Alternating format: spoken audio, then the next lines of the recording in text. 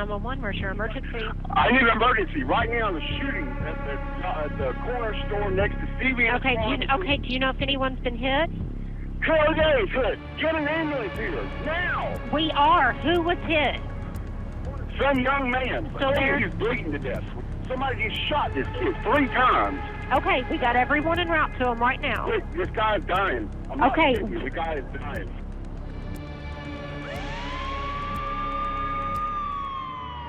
The victim was eventually identified by his identification being found in his wallet as Joseph Edward Ross. He was eventually transported to the hospital where he passed.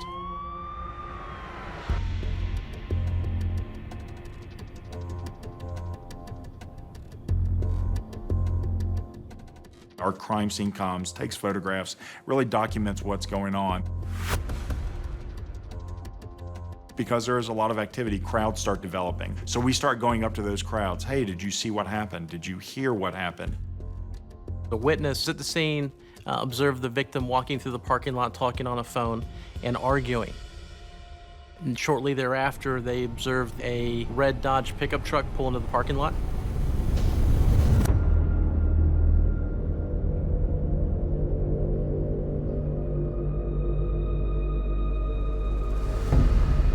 Do you have any idea why we might be here? Okay, your brother Joe was shot and killed around the corner, over at the corner store. He was shot? Yes. We're trying to find out what happened to him. Do you know anybody that drives like a red Dodge pickup truck? Well, my friend Nick does. Who's Nick?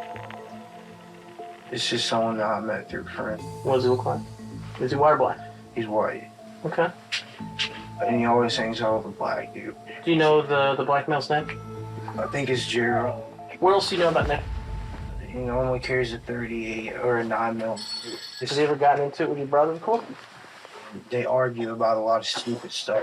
Nick's really, he seems like he's crazy. I wouldn't really want to mess with him. Jonathan Ross said Nicholas Nairn was 23 years old, a small-time drug dealer who was out of work. All the links with the red Dodge pickup truck, the history between the two of them, the subject being armed on a regular basis, it obviously then at that point propelled Nicholas Nairn to being the suspect that we were looking for. Before we entered the room to interview Nick, he was sleeping. This referred to as the perp nap. Someone who's typically guilty will actually fall asleep in the interrogation room because they're so exhausted from the stress associated with waiting to be arrested. Nick, right? Yes, sir. Doing well. I'm Detective Barnett. This is Detective Parsons. I'm gonna fall asleep. Yeah, it happens. It's okay. Do you have any idea what this is about? No, all I know it's gunpoint, got on the car, got out of the car. Yeah, but do you know what, anything that, you have an idea what led up to that? No, not. Now, when you were stopped, you had a couple of guns on you? Mm-hmm. I was going to go to shooting range. I just turned the corner, and the lights went on. Okay. Well, while we're here, we're investigating something that happened earlier tonight. And we're wondering if you could tell us what happened tonight with you. At midnight, I was at home for the longest time. Is there any reason that your truck would have been at the CVS around the corner tonight? No. It shouldn't have been. Then how was it there? I don't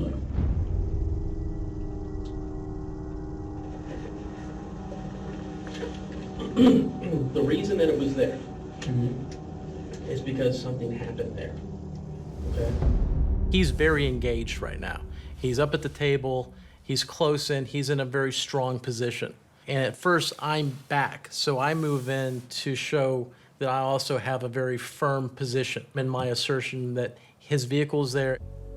If it seems as though I'm not sure, he'll take that and he'll run with it. And that allows him to have an escape. You had 3 guns on you tonight. Yeah, one person, yeah. Did you fire any of them tonight?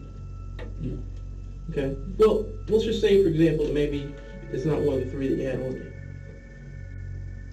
It doesn't alleviate the fact that you were there when shots are fired. No way.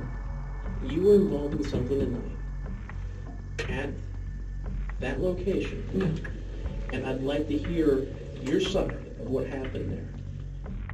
When he's feeling threatened, he starts to back up.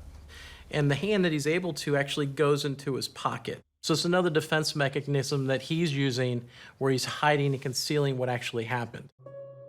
You can choose to be deceptive all you want, okay? I have no But reason let to me be on this side of town. Let me What, point something don't out to you. The thing is that you were there because people wrote down the tag number of your truck there, okay? No, the truck shouldn't have been there. Wasn't in my possession. It was there, Wasn't in my possession, though. but you were there. I wasn't there. Yeah, you were. How do you know that? Video cameras, Did you see me in my vehicle? you're kind of distinct. So I'm guessing that thing had full video around the whole camera, around the whole store? I'm not I'm not telling even- you there's video everywhere, because there's not. At that point, I didn't have video of this shooting, but he's nodding because now he believes it. So with him, I felt comfortable throwing out the bluff in such a way because I didn't think he was going to call me on it, and I thought he would accept it. I watched him. That explains why it comes right in my ass. Does lying help you? Lying will do me Then stop it. Why did you do what you did? But the truth. Yes. Motherfucker's a okay? That's straight up honesty. Motherfucker's a okay? He deserved it. He reached for nothing. I shot the motherfucker's face. He made a noise. I shot him. No mine. That's it. His true face comes out, and it comes out in grand fashion. We were speechless. He just didn't care. It was pure evil. They're like, day and consequences, we need to do this. Yeah, you right. I up because I used my truck and the camera. From the very beginning of this investigation, it was a whodunit. And within hours, we had the suspect in custody, we had a confession, we had him charged, and he was on his way to jail.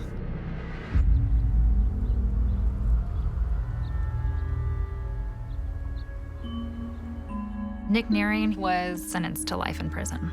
That confession showed that he planned to kill Joseph from the very beginning. And it showed his mindset that he did not care. There's no chance of Nick getting out ever. He'll die in prison, and that's probably best because I do believe that he would kill again if he had the chance.